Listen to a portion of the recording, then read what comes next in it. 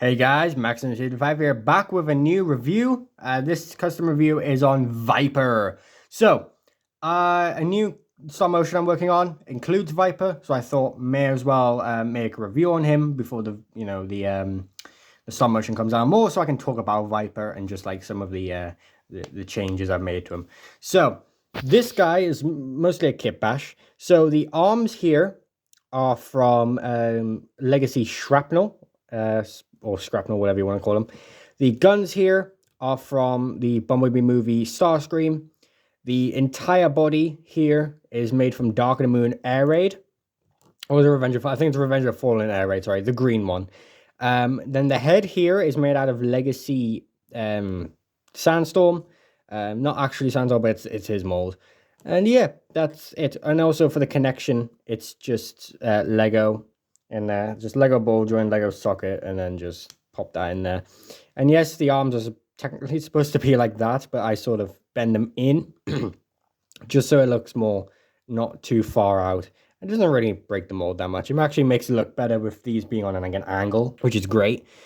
And yeah, so paints, I used Mica blue, regular red, and then gunmetal, and then black.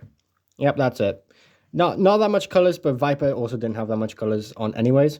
So if you're wondering who Viper is, he was like a G.I. Joe sort of reference character in, was it Combiner Wars? Yeah, it was Combiner Wars. And then he was also in Earth Wars, the video game as well. And yeah, I just prefer, I really prefer Viper over Power Glide. So yeah, if I ever want to make a Power Glide figure out of this guy, I mean, I can, but I already know in 2026 we're getting Power Glide, so there's no point in making him. But yeah, this guy, it just came to me, the idea of him, of making Power Glide, mostly because of these wings, because I had no place to put Revenge of the Fallen Air Raid. He just didn't really fit. But then making this guy, he just fits so well now. And I have more like Decepticon flyers, which is great. But yeah, I really do like how the blue came out, like the really nice metallic. It just comes out really well.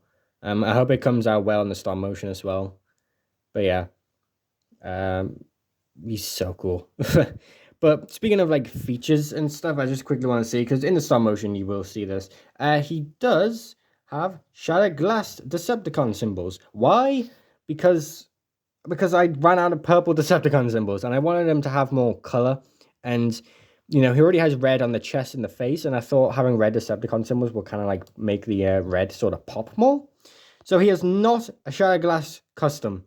He just has a Decepticon symbol. So yeah, and if you're into my stop motions, Shattered Glass is not canon. So just to make this explain just a little bit easier, yeah, Shattered Glass is not canon. But yeah, I really do like this guy. I really like the design for Revenge of the Fallen Air Raid as well, except for the arms. I never really liked the arms. I never liked the asymmetry of that.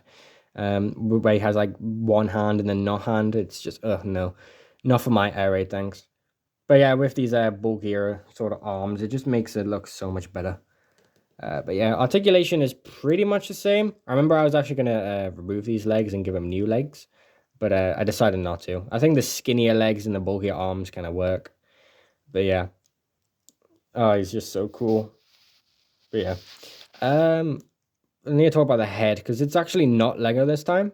If you've seen my older customs, you would know I use Lego for like most of the connections, as you can tell by the arms. But this connection is made from blockies. So, I think that, yeah, this blocky lower piece right here is from Tarn. And as you can tell, there's Tarn's eyes right there. They're just super glued onto the bottom of the head. And yeah, I'm very surprised it actually works so well. But then this right here, I don't know how well you're going to see. I'm going to have to move my light. But it's one of those clear Lego blocky ball joints. Just cut down a little and super glued into that mushroom peg where the original head was. And then this just sits on top. And yeah, and this sort of needs to move up a little. I always forget to do that, just so the head doesn't look too shuck down. But yeah, it's just weird how like well it fits. Like it's not too you can't see too much of the neck. It's not too low. It's just perfect. It's weird how it came out, but I'm not complaining. I'm happy with it. But yeah, let's get into transformation. And I will not be speeding up transformation this time because he is a little bit different, just a little bit, just due to the arms. And also I want to show, oh, that's, yeah, the little ball joints are kind of loose. I did put some super glue into the socket, but this arm just wants to, you know what, I'll take the arm off. We'll show one arm off and one arm on. So I do want to show off the head and how that works because I was also very surprised on how well that worked. So bring the arms here. So this is the head, and if you just, it's regular transformation it'll just come with it'll just come with the head, and it doesn't like bump into anything, and it just looks part of the jet now, and it's just so weird how well that works. Like there was no hiccups or anything. I just perfectly put that on. But yeah, the head also gets covered by the legs, and that does, the legs don't intrude the head as well, which is great.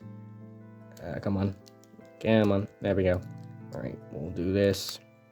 So due to the arms not being there, his back of the jet is a bit different now, which honestly I will explain more of, and I don't actually mind it because yeah. And then the arms can really just do whatever.